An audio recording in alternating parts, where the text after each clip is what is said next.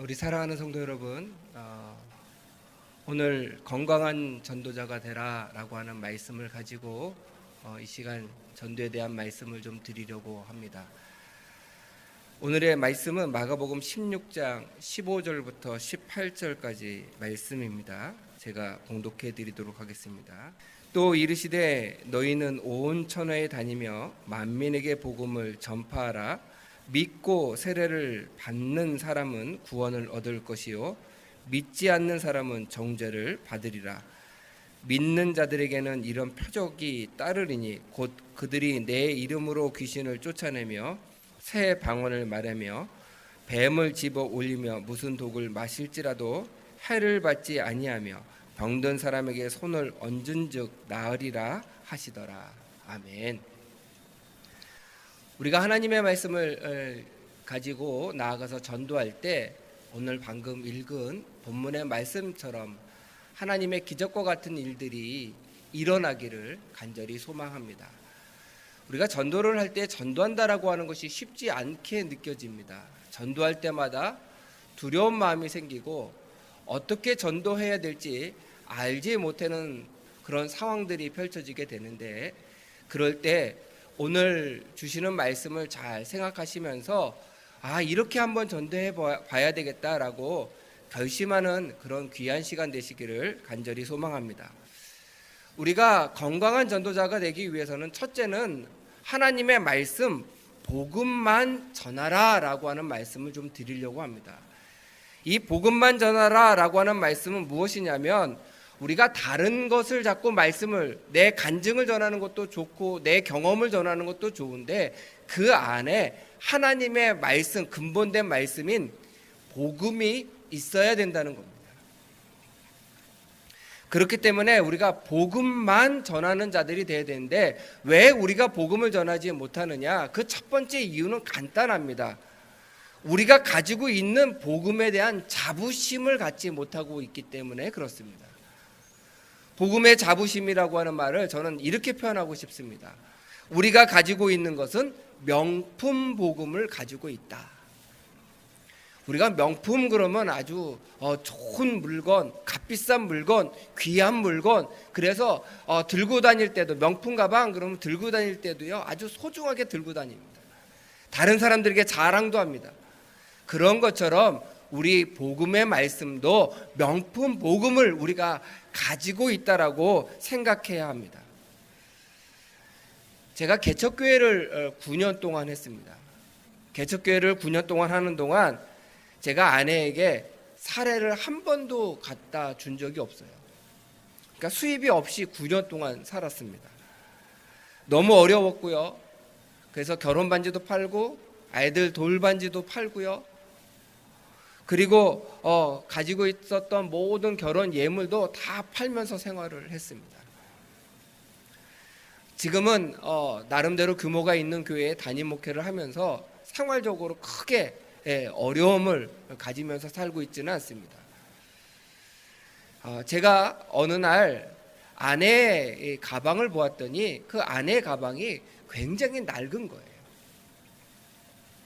그래서 그 낡은 가방을 보면서 마음 한편으로 좋지 않았습니다. 그래서 제가 돈이 생길 때마다 조금씩 저금을 하고 저축을 해두었다가 그 돈이 아주 큰 돈은 아니지만 자그마한 돈이 되었을 때 아내한테 가방 하나를 사주겠다라고 말을 하고 가방을 사러 아울렛을 갔어요.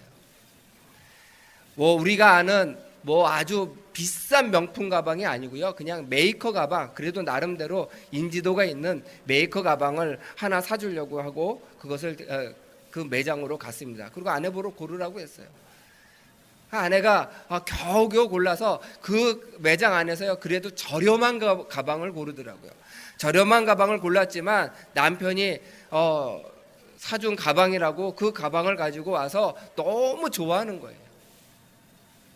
근데 그 가방을 갖고 왔는데 매질 않습니다. 그래서 제가 왜 가방을 사용 안 하냐고 했더니 주일날 하나님께 맨 먼저 보여드리고 사용해야지 라고 얘기하면서 그 가방을 아주 잘 주중에 모셔두는 거예요. 그리고 주일날 그 가방에 성경 찬송가를 놓고 집 앞 집을 나가서 그 예배를 드리러 교회를 갔습니다. 그 교회를 가서 예배를 다 드리고 예배가 끝난 다음에 성도님들이 아유 사모님 그 못 보던 가방인데요. 그렇게 이야기하는 거예요. 그러니까 아내가 이야기합니다. 이 가방 목사님이 사주셨어요. 이 가방 얼마나 좋은지 몰라요. 막 신이 나서 이야기를 합니다.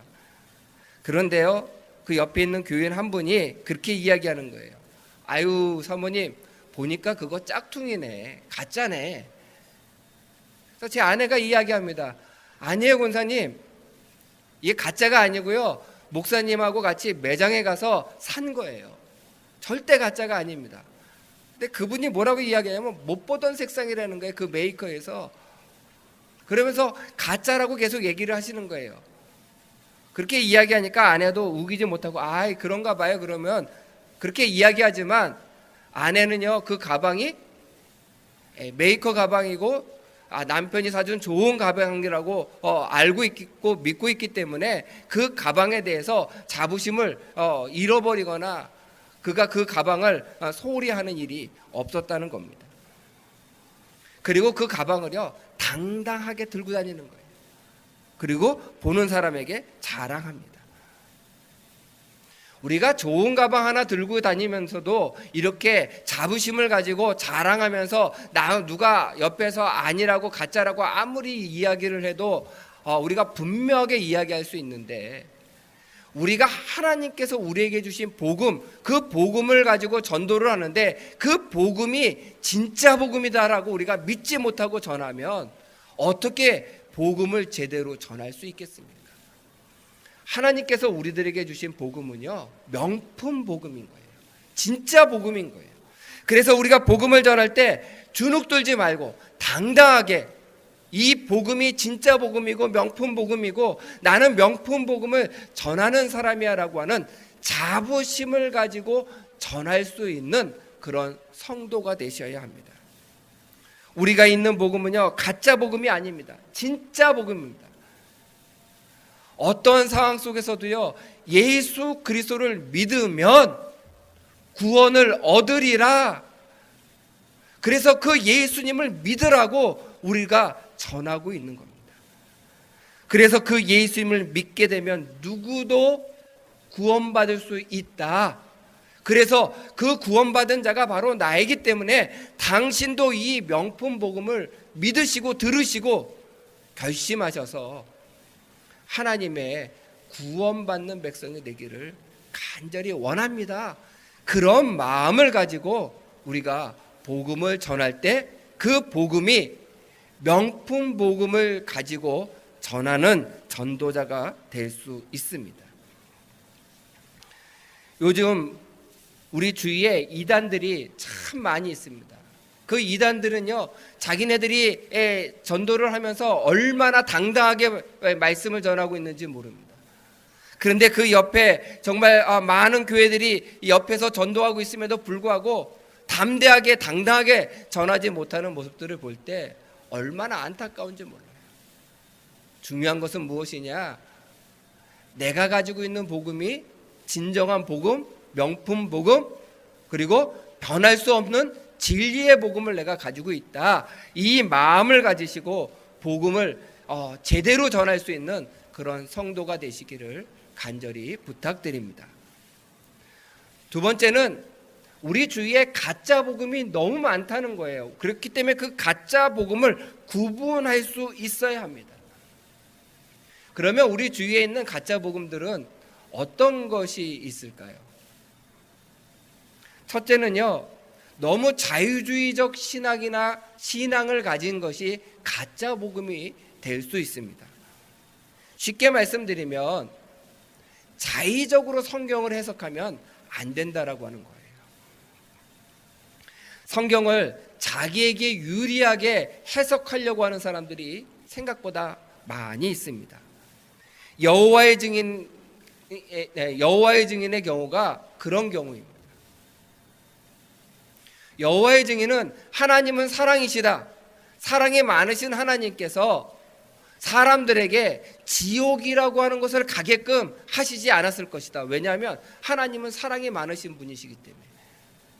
그래서 하나님은 사랑이시기 때문에 여호와 증인들이 생각할 때는 지옥은 없다. 사랑이 많으신 분이 절대로 지옥을 만드실 리가 없기 때문에 그렇다. 그러나 우리가 분명히 알으셔야 되는 것은 성경은 천국과 지옥을 분명하게 이야기하고 있습니다. 너무 자의적으로 자기가 생각하는 것을 가지고 우리가 복음을 전하면 잘못된 복음을 전할 수 있다는 거예요. 가짜 복음을 전할 수 있다라고 하는 거예요. 어느 날 두 사람이 기차를 타고 여행을 하는데 서로 잘 알지 못했던 사람입니다. 그런데 같은 자리 옆자리에 앉게 됐어요. 서울역에서 기차를 타고 출발하는데 이 이야기를 하다 보니까 가는 도중에 이야기를 하다 보니까 둘 다 부산까지 간다는 거예요. 그러니까 멀리 가니까 서로 이야기를 하고 이것저것 말하고 이야기하면서 그 여행길을 가고 있었습니다. 그런데 기차 안에서 점심때가 된 거예요. 근데 한 사람은 기차 안에서 점심을 먹으려고 집에서 샌드위치를 싸왔습니다. 근데 한 사람은 미처 그 생각을 하지 못하고 그냥 온 거예요. 뭐 기차 안에서 파는 것을 사 먹을 수도 있는데 옆에 있는 사람하고 얘기를 한참 하다 보니까 말도 잘 통하고 알고 보니까 같은 기독교인인 거예요. 크리스찬인 거예요. 그래서 은혜 받은 얘기도 한참 하고 했는데 점심때가 돼서 점심을 먹어야 되는데 한 사람은 샌드위치를 싸왔고 한 사람은 점심을 준비하지 못했습니다. 보니까 샌드위치가 4쪽이 있는 거예요. 아주 넉넉하게 있는 거예요. 한쪽을 먹습니다. 두 쪽을 먹습니다.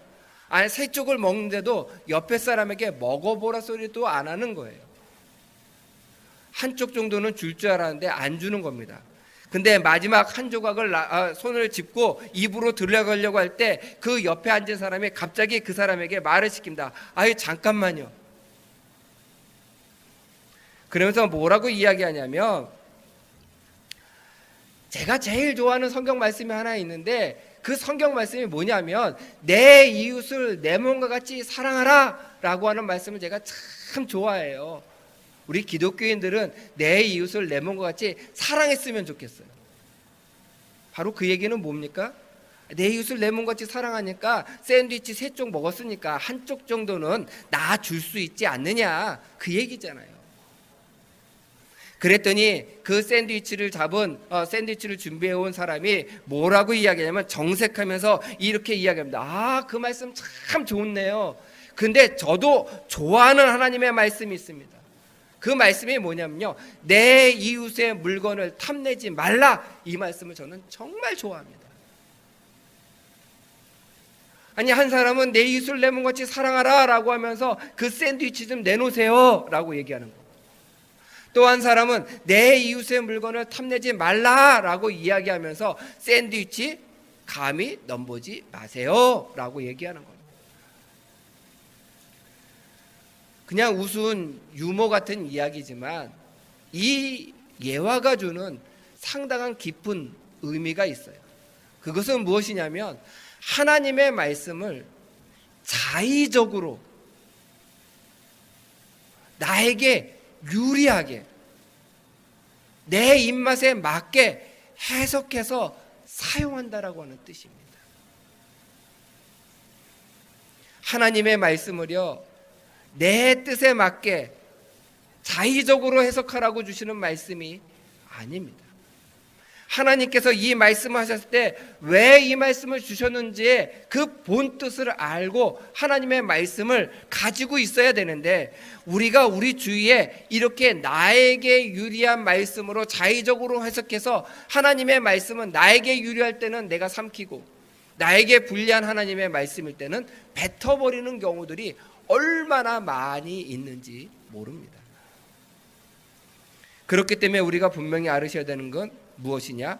하나님의 말씀을 자의적으로 내 유리한 쪽으로 해석하지 말고 하나님의 말씀을 말씀 그대로 하나님의 뜻이 어디 있는지를 우리가 지혜를 구하면서 그 뜻을 온전히 받을 수 있는 그런 성도가 되셔야 된다는 겁니다. 많은 이단들이요, 이단 교주인 자기를 나타내기 위해서 성경을 자의적으로 해석할 때가 많아요. 내가 메시아다, 내가 이 시대의 진정한 구세주이다. 자기 이름에 영어 약자를 써서 이야기하는 경우도 많고요. 잘못된 그것을 이론을 만들기 위해서 성경을 자의적으로 해석해서 이야기할 때들이 상당히 많이 있다는 겁니다. 그렇기 때문에 우리가 하나님의 말씀을 제대로 알고 제대로 전할 수 있는, 그래서 가짜 복음을 전하는 자들이 아니라 진정한 복음을 제대로 전할 수 있는 그런 성도가 되시기를 부탁드립니다.